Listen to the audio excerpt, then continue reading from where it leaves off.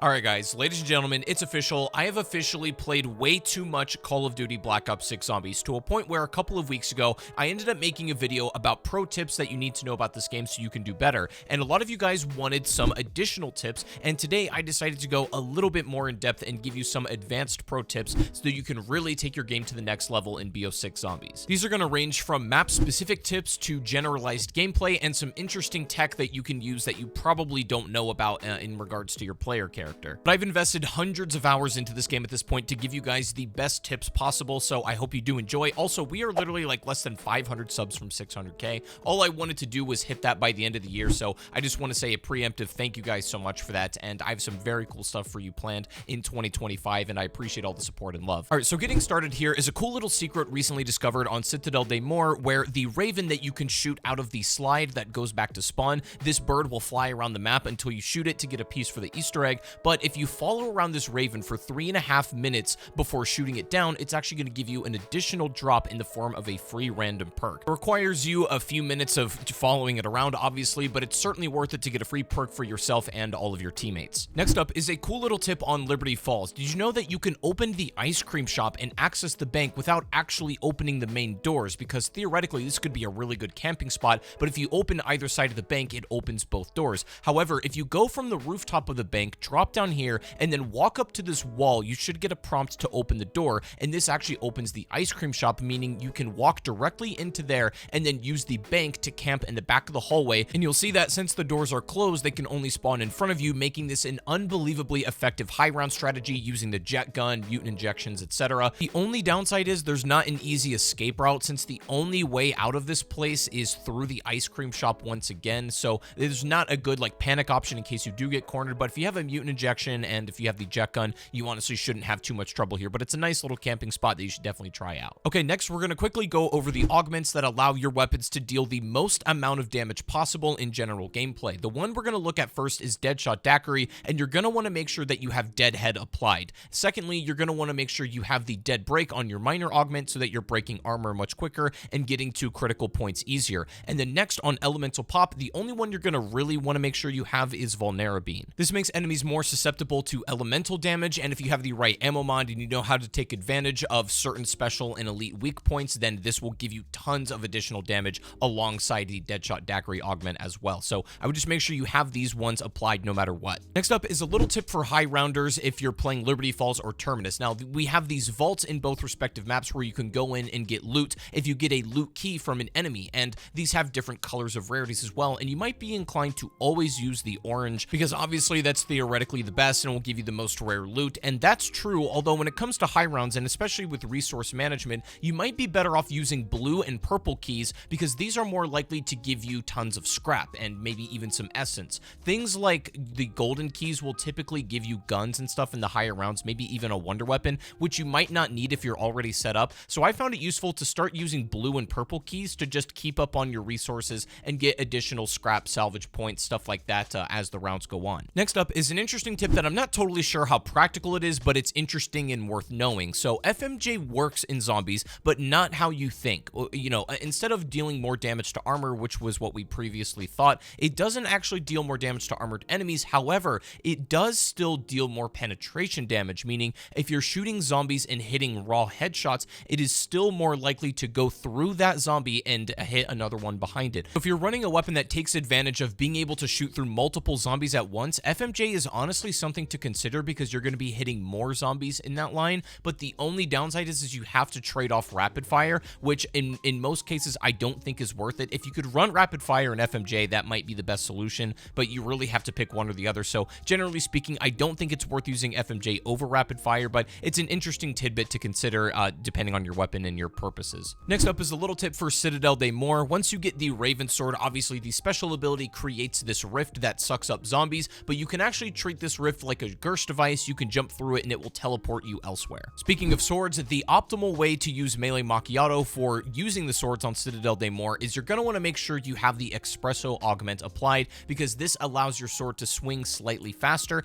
and it says by just a little bit, but it honestly makes a huge difference on this map if you're going to be using the sword as your primary damage dealer, or if you're going to be using it a lot. You get a lot more swings out of it per minute than you would without this augment. Next tip is that carrying around the fully charged lightsaber Frostbite sword is one of the best things you can do for yourself because the passive ability allows you to gradually restore a little bit of armor every time you get a kill with that sword, meaning you'll pretty much never take unarmored hits as long as you're, swinging the sword and making sure that it's fully charged all the time. This is a lifesaver in many situations, and it's one of the primary reasons why it's the best sword in the game. Next up, did you know that you can parry amalgams? This is one of the most annoying ass enemies in the game, and its grab attack is incredibly infuriating sometimes. However, if you have your sword out and you get grabbed by an amalgam, if you press your parry button just before you get crunched, you can parry the entire move and take no damage. This is amazing. This is exactly how it should be, and they give you some reactable options so that you don't actually get hit by this guaranteed every time. This is one of the best ways to deal with amalgams because as they start to stack up and get more frequent in the higher rounds, this is a way just to increase your survivability with them, and it's a great tip to know. And if you have impeccable timing, you can parry their tongue and not even get grabbed at all. Next is a helpful tip on the Terminus boss fight if you're still struggling a whole lot. This boss fight has a couple of mechanics that you can use in your favor to make it a lot easier. If you stay on this center platform the whole time, the boss will never teleport. Including myself, a lot of people make the mistake of running around the entire area, and this causes him to spawn on the sides. And when you're on these skinnier platforms, you're a lot more at risk of getting killed through a variety of means. You want to stay on this big platform near the ammo box, and he'll never move if you don't. Another helpful tip is that when he's doing his wipe attack in the third phase, if you have a Shadow Rift gun and you shoot his eyeballs, you should actually have no problem canceling out this move. This is easily Patient 13's most devastating attack, but you can shut it down real quick if you have a Shadow Rift gun, or even use Dark Flare, the field upgrade, and hit his eyeballs in this third phase. It's really easy. Next tip is another one for boss fights. However, this is on Citadel Des Morts. You can apply the exact same strategy that we did to amalgams to the actual Guardian himself. You can parry just about every single one of his moves and take no damage if you time it right. This is a good option if he's trying to run you down specifically and you need time to recover your health or something like that. If you're ever in trouble, it's a great option to pull out your sword and just get ready to start parrying his moves. Maybe it'll take you a second to get the timing down, but if you do, you'll take next to no damage from him. Next up is some of the most broken and helpful tech that I've discovered since being able to break the Marine shotgun, but this tech allows you to armor cancel with the sword, and so what that means is that you can input your armor resupply button, or just whatever you have, most likely triangle, to put your armor back on, but as soon as you input that, if you immediately input a swing sword after, it will just cancel the armor animation and swing your sword as normal, but it will still apply your armor. So in simpler terms, you input your armor just as you start swinging your sword, and your armor will apply, but you can still dish out damage with your melee swing. You can essentially skip the whole animation and still deal damage with proper timing, and this is some of the best things you can do in this map, and it's incredibly helpful. I really hope they don't patch this because this is an actual helpful skill thing to do in the game, and it's very useful on this map. It's maybe one of the most useful things I can tell you. Next, when you're running the fire cauldrons on Citadel Des Morts, you take damage over time, obviously, but if you slide into the zombies that spawn in front of you, it restores all of your health back, making this run a lot easier. Next up, if you want to deal out insane damage, something you can consider doing is using the stock option Gobblegum in conjunction with Healing Aura with the damage buff. This is how to deal some of the highest damage numbers in the game. It can be a little bit risky and require some precise timing because Healing Aura doesn't last incredibly long, to be fair, but you can do this solo, you can do this with your teammates, either way. This is how to really maximize your damage if you want to, but it's not the safest option. The next tip I was going to tell you is that Frenzied Guard is more or less the only field upgrade you really need for survivability, and most specifically, you want the augment that increases the duration, and you also want to be firing from your stock, and this essentially means that the armor that you reapply from using Frenzied Guard makes you invincible. As long as you have a little bit of armor and zombies to kill, you are unkillable, and being able to extend that duration, you can deal damage without really having the threat of dying, as long as you're resupplying armor or killing zombies to get armor back. This is by far the most practical one in the game, and I use it all the time. Next up is kind of a silly one, but maybe somewhat situational. On Terminus, if you're stuck on this island and want to quickly get back to the mainland, if you have the Beam Smasher, you can use it on this Sentinel artifact, and it will immediately teleport you back to spawn. This is just a quick teleport travel way to get around the map, and it's very, very easy to do. Next up, just make sure that you know that you can change your field upgrade during the match, and you can also change your Gobblegum packs during the match as well.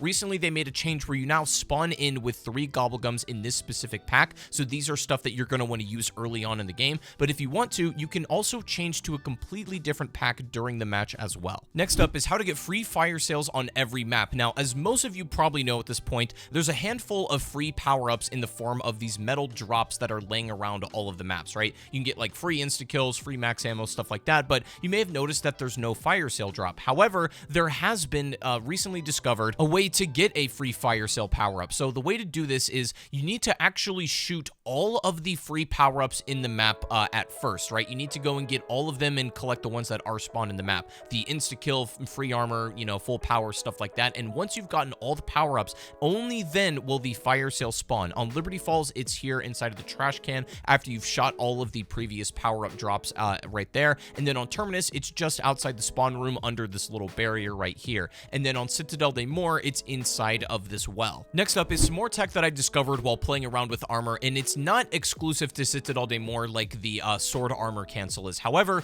you can dive armor cancel, and this can be a little bit more situational. However, I still think it has its uses. Now, it works in the exact same way where you're going to essentially dive and then input your armor in the air. This is the same concept as the sword armor cancel, but the more practical way to use this is if you have PhD flopper and you're going to be landing into a crowd of zombies anyways, you can still deal out damage and have your armor applied while you're in the air. You can skip that animation entirely, making you a lot less vulnerable. It's a bit more risky to go for because diving can potentially put you in a bad situation where you lose all of that armor or just straight up die. So you need to be more careful about how you employ this tech, but it's still worth knowing, I think. Next up, we have some helpful info if you're doing the Citadel Des Morts Easter egg. Now, for a couple of the steps, you need to acquire a lightning rod, for example, and a lot of people are going to tell you to put dead wire on your gun and shoot this thing, and you can still do that. However, if you want to skip this part and not put dead wire on your gun, you can use a shock charge instead on this electric box and get the lightning rod down just fine. Also, when you're doing the elemental orb challenges, there's a lot of very creative ways you can actually get this to gather instead of just the sword. So, for example, if you're doing the fire one, you can use Molotovs, you can use a weapon with incendiary rounds to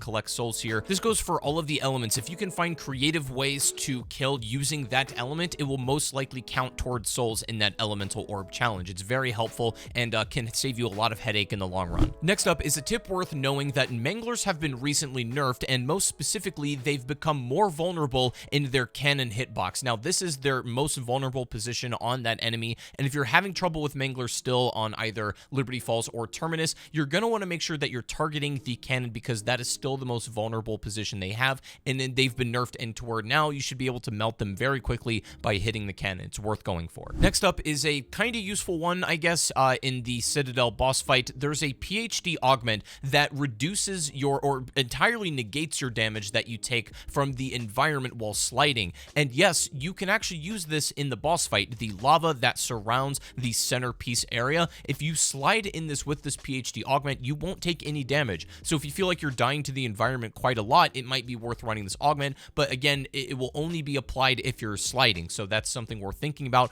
But also, you have to get rid of Tribologist if you're going to be using this augment, which I think is the best PhD augment by far, and I don't think it's really worth it here, but it's helpful, I guess. I mean, if you're struggling to the dying to the arena. Another helpful tip is that you can share points with your teammates on Citadel Des Morts. Now, during a vermin round, you need to stare into this well for a couple of seconds until a vermin crawls out of it. At that point, you can start depositing essence into this well, and then you can get it back out using a frag grenade. If you throw it down there, all of the points will spill out, and you can give it to yourself back or teammates or whatever. This is really good if you're trying to get all your teammates set up for the boss fight, and maybe somebody needs more points to buy perks or pack-a-punch their gun or something, and if somebody else has a lot, you can share it around, and it's a really helpful thing to do in co-op. Next up, you can use a combination of respin cycle and crate power to get a very beefed up gun early on in the game, and if you get lucky, you can get a epic or legendary weapon that's pack-a-punched right off the bat before like round 10. This is a very, deadly combo of gobblegum to use that aren't too hard to acquire. Like, these aren't ultra rares or anything. You can kind of make like a scuffed hidden power in a way, but you have to get lucky. Kind of getting the gun you want out of the box is the only thing, but it's a very good combination of gums to use. Next tip, the oil trap on Citadel Des Morts can be buffed by throwing a Molotov into the oil after you've called it in. This can be very useful in higher rounds when you have lots of zombies with a ton of health, and especially at the health cap, this is worth using,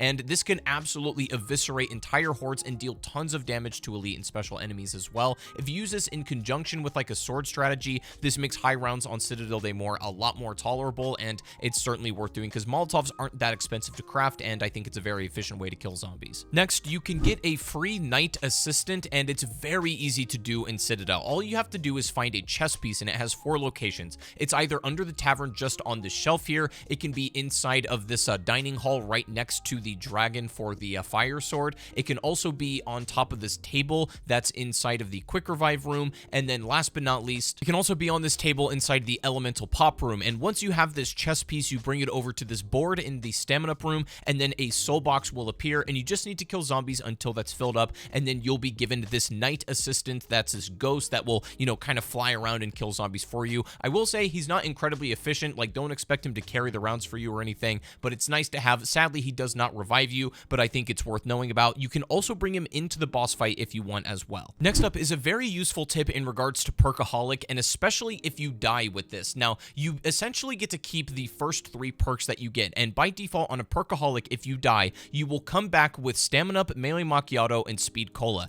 And these are good, but they're not the most useful ones if you're only going to have a handful of perks. So sometimes I think it's best, if you're going to use a Perkaholic or something like that, it's best to get the most important perks first, right? Get Juggernog, get Quick Revive, and Speed Cola or Deadshot Daiquiri, in my opinion. Once you have those 3, that will be what you keep if you down. So at that point, you can use your Perkaholic or use a soda fountain or an on the house, whatever it is, and get all of your perks again. But I would get the most important perks first, because that's what you're going to keep if you die, and that can mean the difference between life and death in a lot of situations. But anyways, those are 25 pro tips that I wanted to share with you guys in Black Ops 6 Zombies. These were a bit more advanced. If you want more pro tips, I'll have a video linked in the description that you can check out. And if you want to know more about side Easter eggs about specific maps, I'll have some videos linked down below as well that you can check out and learn more about these. But hopefully these tips helped you or helped you learn something about the game. Thank you guys so much for watching. Leave a like before you go, and thank you so much for a wonderful 2024. I appreciate you guys so much, and 2025 is going to be insane. Thank you guys for watching,